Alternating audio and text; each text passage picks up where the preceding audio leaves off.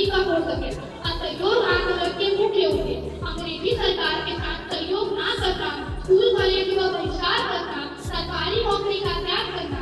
इस आंदोलन में कई समाज के लोग शामिल हुए थे, जैसे शहरी क्षेत्र के लोग, किसान, आदिवासी आदि लोग इसमें शामिल हुए थे। असहयोग आंदोलन में महात्मा गांधी द्वारा बोले गए 10 प्रमुख लाइनें करो या करो, अंग्रेजों भारत छोड़ो, स्वराज हमारा जन्मसिद्ध अधिकार है, असहयोग से स्वराज, भारत छोड़ो आंदोलन। हमें अपने देश को सुधारने के लिए एकजुट होना होगा। गांधी जी द्वारा बोले गए 10 लाइनें और मैं गांधी जी के बारे में अंत में कुछ लाइनें प्रस्तुत करने वाला हूँ।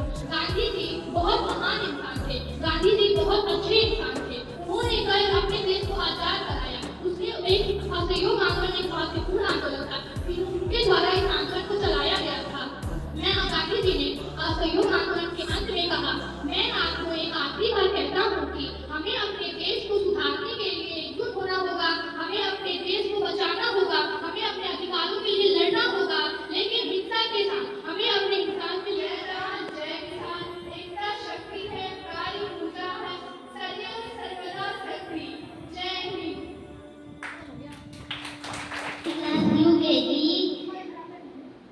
धर्म में मेरी पूजा है, खादी मेरी शान है, सच्चा मेरा कर्म है और हिंदुस्तान मेरी जान है।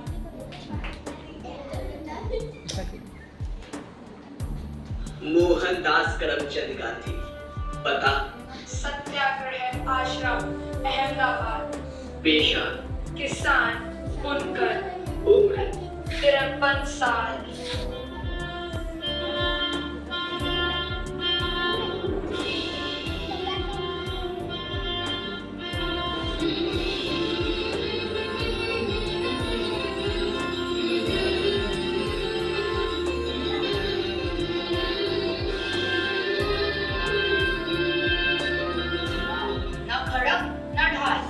पूरा देश आपके साथ। बिना गांधी भारत के बारे में सोचना भी संभव बना दिया। हम नई पीढ़ी के लोग ये समझना चाहते हैं कि कैसे आपने इस देश को जगा दिया। मोहन को अंधेरे से हमेशा डर लगता था। उसे लगता था कि रात के अंधेरे में कोई भूत आ जाएगा और उसे पकड़ लेगा। उस रात को बहुत अंधेरा था और उसे दूसरे कमरे में जाना था। उसने यत्न किया, परंतु वो अपनी जगह पर जम सा गया और उसका दिल जोर से धड़कने लगा। उसकी दाई अम्मा दरवाजे के पास ही खड़ी थी। उसने हंसकर पूछा, क्या हुआ बेटा? ताई, मुझे बहुत डर लग रहा है। किस बात का डर बेटा? देखो कितना अंधेरा है, मुझे भूतों से डर लगता है। अंधेरे में वो मुझे पकड़ लेंगे। मोहन की आवाज डर के मारे कांप रही थी। रम्मा ने प्यार से उसके सर पे हाथ फेरा। अरे, अंधेरे से भी कोई डरता है? मेरी बात सुनो, राम जी को याद करो, फिर कोई भूत तुम्हारे पास नहीं आएगा, कोई तुम्हारा बाल भी बांका नहीं कर पाएगा। राम जी तुम्हारी रक्षा करेंगे। सच? राम जी मेरी रक्षा करेंगे? तो फिर मैं राम जी के नाम का जाप करूंगा। रम्मा की बातों ने मोहन को साहस दिया और वो राम नाम जपते हुए कमरे से बाहर निकला। और उस दिन से ना मोहन कभी घबराया और ना उसने कभी राजा हरिश्चंद्र का नाटक देखना चाहता था। वो अपने पिताजी के पास गया। पिताजी, चलो ना नाटक देखने चलते हैं। कौन सा नाटक बेटा? राजा हरिश्चंद्र। मगर वो काम में बहुत व्यस्त थे। देखो बेटा, मैं काम में थोड़ा व्यस्त हूँ, किसी और दिन चलते हैं। तो पिताजी, क्या मैं अपने दोस्तों के साथ चली जाऊँ? ठीक है, पर अपना ध्यान रखना। और हाँ, नाटक खत्म होते ही सीधा घर आ जाना। नाटक में राजा हरिश्चंद्र अपना वचन निभाने के लिए अपना राज्य, पत्नी और बच्चों को खो देता है। नाटक के अंत में सभी की आंखों से आंसू निकल आए। इस कहानी ने मोहनदास के मन पर बहुत गहरा प्रभाव डाला। उसने सोचा कि उसे भी राजा हरिश्चंद्र की तरह ऐसी शक्ति मिल जाए जिससे वे सत्य की खातिर किसी भी संकट का सामना कर सके। वो एक महान आदमी, उन्होंने सत्य के लिए अपना परिवार और राज्य दांव पे लगा दिया। यह नाटक बहुत ही अच्छा था। उन्होंने मुझे सत्य की ताकत दिखाई। हम सभी को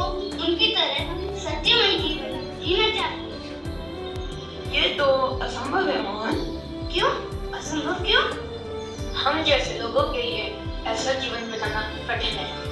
पहले भगवान पर विश्वास होना चाहिए, फिर कड़ी मेहनत से हम अपना जीवन सत्यमय कर सकते हैं। आज इसी क्षण से मैं सिर्फ सत्य के राह पे चलूंगा। ये इतना आसान नहीं है।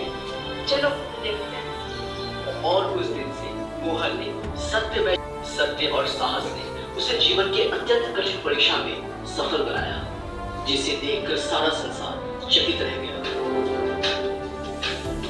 वैष्णव जन तो तेरे कहिए पीड़ पराए जाने रे।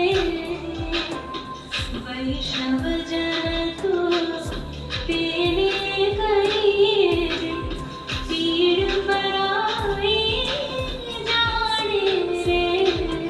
साउथ अफ्रीका में भारतीयों को शुद्ध समझा जाता चोरिया जा रहे थे और बीच में एक यूरोपियन यात्री वहां दाखिल हुआ और उसने गांधी जी को देखा। तुम यहाँ क्या कर रहे हो? चलो निकल जाओ यहाँ से। लेकिन मेरे पास यहाँ पर टिकट है, मैं यहाँ पे बैठ सकता हूँ। लेकिन ये कोच सिर्फ गुरु के लिए है। तुम यहाँ से निकलो, वरना मुझे स्टेशन मास्टर को कंप्लेंट करनी पड़ेगी। मेरे पास इसी श्रेणी का टिकट है और मुझे यहाँ बैठने का पूरा हक है। उस आदमी ने स्टेशन मास्टर से शिकायत की। इस गोली को उठा निकालो और उसको तीसरे दर्जे में डालो। गांधी जी ने उनसे बहस करने की कोशिश की, पर उनकी बात किसी ने नहीं सुनी। तुम ऐसा नहीं कर सकते। मेरे पास प्रथम श्रेणी का टिकट है। अब मुझे तुम्हारे साथ जबरदस्ती करनी पड़ेगी। पुलिस वाले ने गांधी जी को उनके सामान के साथ बाहर धकेल दिया।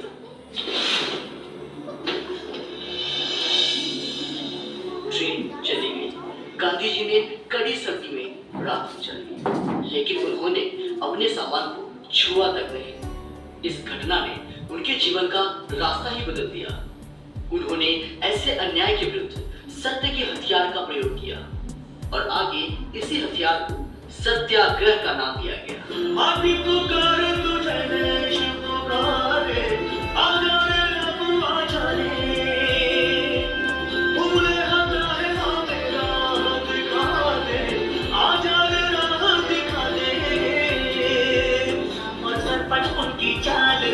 दुबले से पतले से थे वो चलते सीधा ताग।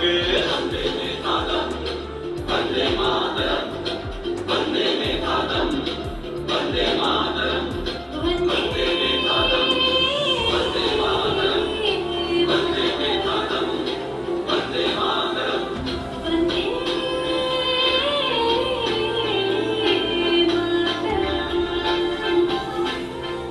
गांधी जी से मिलना ही कुर्ता भी नहीं पहनता। वो गांधी जी के पास गया। गांधी जी, आप कुर्ता क्यों नहीं पहनते? बेटा, मैं एक गरीब आदमी हूँ, मैं कुर्ता नहीं खरीद सकता। आप चिंता न कीजिए, मेरी माँ आपके लिए नया कुर्ता सिलवा देगी। तुम्हारी माँ ठीक है, पर वो मेरे लिए कितने कुर्ते सिलवाएगी? जितने आप चाहो। सिर्फ मैं अकेला ही कुर्ता पहनूं, ये अच्छा नहीं लगता। मेरा परिवार बहुत बड़ा है बेटा।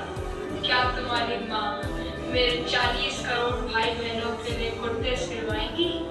वो लड़का एकदम सोच में पड़ गया। उसे ये एहसास हुआ कि गांधी जी पूरे देश को अपना परिवार मानते हैं और खुद को उस परिवार का एक मुख्य सारे देशवासी और